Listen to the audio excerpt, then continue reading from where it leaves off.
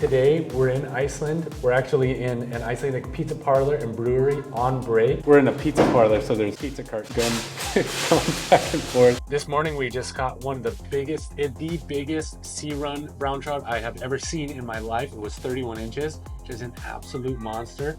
And I'm here with my guide, Aaron. We're kind of in this like geothermal area, so this river is very unique, very fun to fish here. Very green, and we're not getting pelted with rain, which is not going to happen today. I know.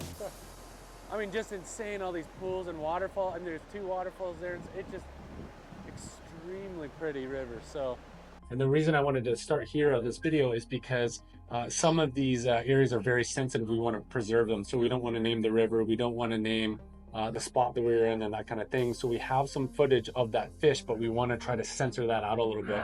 So basically, I just wanted to start this video off and just kind of talk a little bit about what happened, because we're not going to have a lot of footage. I mean, once people see the size of this fish, everybody in the world is going to be jealous and going to want to go there and fish. So I just wanted to walk up. We started fishing a couple of different spots. Yep. And you were walking up the river, and all of a sudden you got really excited and you got down. Yeah. And what you saw was a big fish. Yeah, I saw a big tail and I realized it was a decent size. And I almost spooked it. And I went down immediately, lift down on my knees, and I crawl really slowly back. And then after that, we tried to stalk the fish. And yeah, we were in a good position. We had the fish like maybe 7-8 feet from us. And we were working on that fish for maybe, half an hour or something. It started to move. It didn't do the head shake. I pulled up and it just like slowly slid over. Yeah. And you were getting excited, which I knew was a big fish. And it's a big fish. Yeah, it's a big fish, and the big guys, they behave. That's why it's so important to don't strike too fast, because you can snap the tippet, because you're trying to pull on a maybe 6 kilo, 7 kilo fish, like you're just in a rock or something. It happens like you're in a rock, and then you start moving, and it behaved like a train or a tow truck, as you saw. And that thing just went up these like little waterfalls and just kept going up and up and up, just going up and down, trying to dive right in the rocks. And they know exactly, they know exactly how to get off. Mm-hmm. She drove right into the rocks, and then you had to go around, get the line off the rock, because this is lava rock. It's very sharp and very heavy, and kind of spook it out. And then, I mean, that was just an absolute rodeo. Yeah. Once I hooked it, just like a freight train up a river, down into these rocks, scooting it out. And I'm doing this on a left-handed rod. I'm using your left-handed rod. Yeah, it was pretty fun, and also fun for me to help you landing that fish, because you're just a passenger with the fish on the line, and when the fish want to dig in that hole with the lava rocks, I just put my net down and step with my feet to like spook it out, to get him out of that hole. got it. It's off. Yeah. Okay. Perfect. So he went further up, and when we landed it, he didn't reach in the net, because I had to take the tail and then scoop the net in.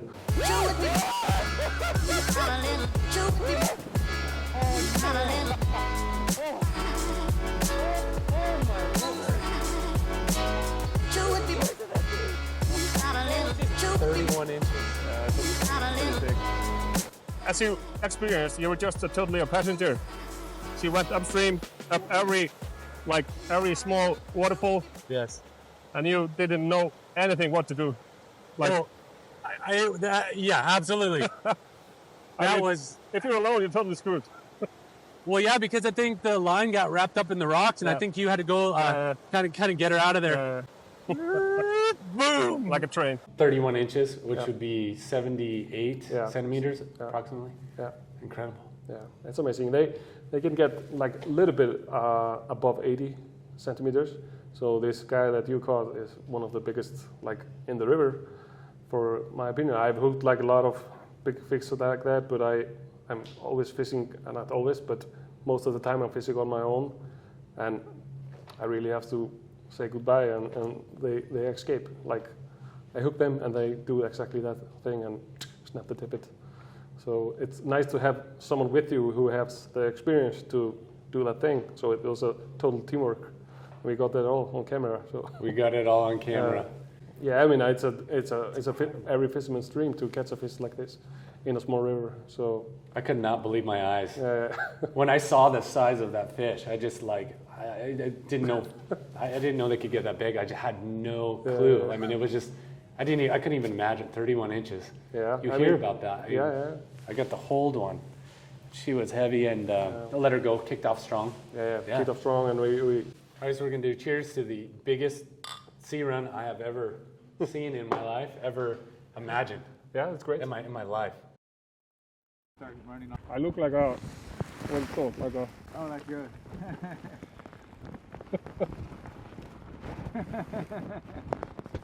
I have a lot of stuff here, so I can't feel my finger anymore because they are like, they get one cast, take another cast, and blew it out. And I've never been with guys who tangle that much, really. So what you're gonna see later is like once in a lifetime, I think, for guys with this less skills. So stay tuned. When you say guys with less skilled, you're not talking about us for sure. You're talking about somebody else, right? No, I'm talking about you guys because you were always tangling and I'm always trying to tell you where to put the fly, but it always lands somewhere else. And then you tangle or get stuck and you have lost like 50 flies for me and I have to charge you a lot. I mean, look at this prime fishing jacket here. This is not a fishing jacket. Yeah. What kind of a jacket is it? This is not a rain jacket. No, this is like a windbreaker. Look at that thing, it's soaked all the way through. It's definitely the limit of my casting abilities with the wind and yeah. Bunking on the bottom. Yeah. Like 2 steps to right, yeah. We want to keep our distance from the pool and maybe it's easier to do the drifting on the side. Let it go. Is that good? You stay here for some time. Oh, the bottom. Good? Yeah. It's getting to the drop. So there you have the current to pull it. Like, that's fine. That could be it. Stay here a little bit. Like, You know how I said you're worried about people making fun of you on camera? You don't have to worry about that being around me because look at these casts. yeah, I mean, You catch that fish, this guy sucks. You know? no, we were there. Be careful with the ninja. I know you're excited, but Okay. you have to be careful. And this is a good drift. Can I show you something? Yes. A tip. When getting downstream here, you want the drift to be a little bit more, you see? Pretty hard to show it in the wind. We want to like mend a little bit like this. It was too hard, so we want the indicator drifted naturally as we can. At least I always fish it like that. Hold the rod up like this and do like, you know, mending. And I'm trying to explain something that I can't make because of the wind. I know, but I know exactly like But because like when, you want, hold your rod up you and want like that. try to keep it as normal as you can. Like Because when the like fly a- lands, you always have like 2 or 3 seconds to correct the fly line Yeah. for the perfect drift. You know. You want like there? I know what you mean. Yeah. I can't do it either. Yeah. Because the wind is always blowing the fly line.